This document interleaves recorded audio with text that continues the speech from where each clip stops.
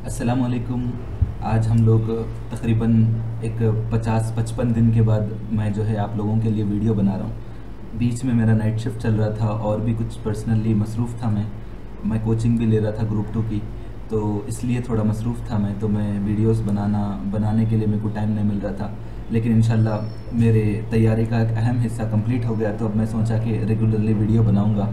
कई लोग पूछ रहे थे कि सर रोक क्यों दिए थे, तो बहरहाल आने वाले दिनों में मैं क्लासेस भी लूँगा करंट अफेयर्स के, तेलंगाना के और हिस्ट्री के। जैसा जो इम्पॉर्टेंट टॉपिक्स हैं, मैं सोचा था सब इम्पॉर्टेंट टॉपिक्स पे क्लासेस लूँगा, लेकिन मुश्किल है। लेकिन जो इम्पॉर्टेंट है अकॉर्डिंग टू द सिलेबस ज़रूर मैं उनके क्लासेस लूँगा। तो आज हम लोग कुछ इम्पॉर्टेंट एजुकेशनल अपडेट्स हैं। जैसा मैं हमेशा बना रहा था वीडियोस, आज भी बनाऊँगा, आज से रेगुलर बनाऊँगा।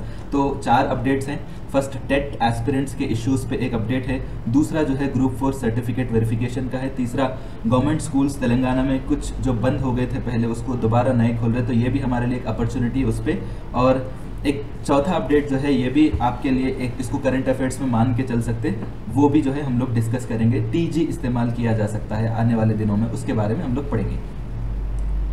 तो सबसे पहला जो अपडेट है वो टेट के एस्पिरेंट का है। एक बहुत बड़ा प्रॉब्लम ये हो गया टेट के एस्पिरेंट्स के मामले में कि अभी मालूम है कि 2-4 दिन में एग्जाम्स जो है 20 से शुरू होने वाले हैं टेट एग्जाम्स के। यहाँ पे क्या हुआ कि जो एस्पिरेंट्स हैं उनका जो होम लोकेशन है वहाँ से 100, 200, 300 किलोमीटर तक उनके एग्जाम सेंटर्स डाले गए। तो इस पे जो है एस्पिरेंट्स अपनी बरहमी जाहिर करते हुए बोल रहे हैं कि भाई इसको चेंज करिए, ये नहीं चल सकता, ऐसा हुआ तो काफ़ी मुश्किल हो जाएगा स्टूडेंट्स के लिए। ये बात बताया जा रहा है। तो यहाँ पे आप देख सकते, इसमें मैं डिटेल में न्यूज़ में लेके जा रहा हूँ आपको, 1 मिनट।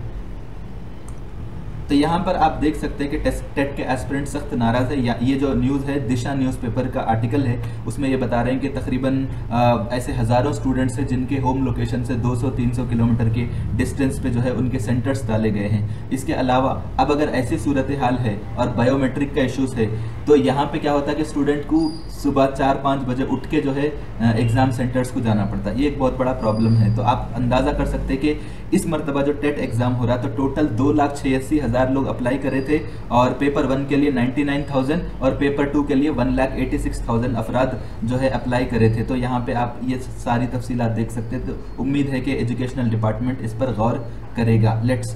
तो दूसरा जो अपडेट है सर्टिफिकेट वेरिफिकेशन का है। कल ही अपडेट आया था तेलंगाना पब्लिक सर्विस कमीशन की तरफ से कि ग्रुप 1 का पहले जनरल रैंकिंग लिस्ट जारी हुआ था। कई लोग ये समझे कि जिनका भी उस लिस्ट में नाम आया वो लोग सेलेक्ट हो गए। नहीं, वो एक रैंकिंग लिस्ट है कि आप चाहे एग्जाम अटेंड करने के बाद आपके जितने भी मार्क्स हैं सब उसमें है। 60 मार्क्स जिसको है उसका भी नाम उसके अंदर है, 70 मार्क्स, कई लोग समझे 70 आ गए हम क्वालिफाई हो गए।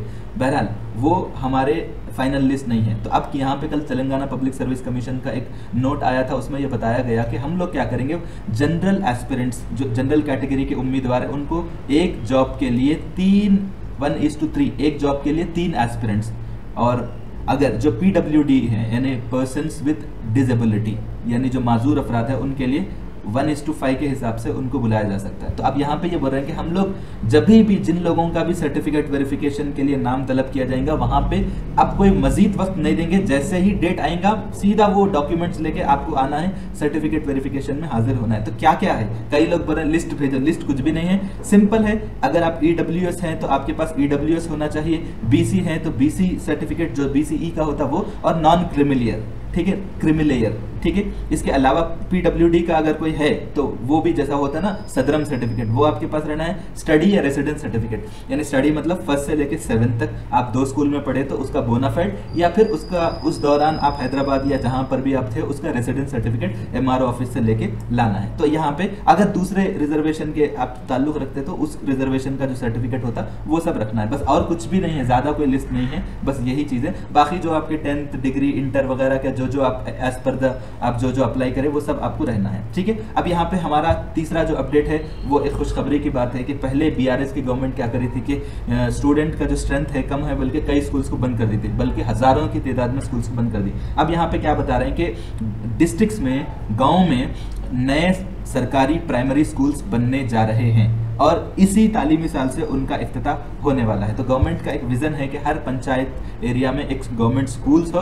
तो जो पहले, ये तो नए हैं, जो पहले बंद हो गए उनको भी जो है स्कूल्स खोले जाएंगे। तो यहाँ पे आप देख सकते हैं कि सबसे ज़्यादा किस डिस्ट्रिक्ट में है, नलगोंडा डिस्ट्रिक्ट में जो है 24 स्कूल्स हैं, और उसके बाद जो है करीमनगर, यादाद्री, भुवनगिरी डिस्ट्रिक्ट में जो है 21 स्कूल्स रहेंगे, वरंगल में 16 स्कूल्स। इस तरह से नए स्कूल्स खोलने जा रहे हैं। तो हो सकता है आने वाले दिनों में हम लोग ये एक्सपेक्ट कर सकते हैं कि यहाँ पर भी रिक्रूटमेंट का प्रोसेस हो सकता है। ठीक है, जो लोग बीएड कर रहे हैं उनके लिए खुशी की बात है। लास्ट अपडेट ये है कि अब तक क्या हुआ था, तेलंगाना में टीएस चला था। जैसे ही कांग्रेस की गवर्नमेंट आई, वो लोग टीएस हटा के टीजी शुरू करे थे। वो कहाँ तक महदूद था, सिर्फ गाड़ियों के हद तक। अब क्या बोल रहे हैं कि हर डिपार्टमेंट टीएस खत्म करके टीजी लिखेगा, चाहे वो लेटर हेड क्यों ना हो, रिपोर्ट्स क्यों ना हो, नोटिफिकेशन क्यों ना हो, कोई भी सरकारी अहकाम क्यों ना हो, वहां पर सिर्फ टीजी चलेगा, टीएस नहीं चलेगा। ठीक है, वैसे तो आपको जैसा मैं बताया व्हीकल रजिस्ट्रेशन टीजी से ही हो रहा, गवर्नमेंट का ऑलरेडी जियो पास हो चुका है। तो अब आप आने वाले दिनों में आपको टीजी नजर आएगा। वैसे मैं एक नई गाड़ी लिया था 2 व्हीलर, तो उसमें भी टीजी आया। बहरहाल बहुत बहुत शुक्रिया, थैंक यू सो मच। लगे रहेंगे, इंशाल्लाह हम लोग जुड़े रहेंगे। Thank you so much.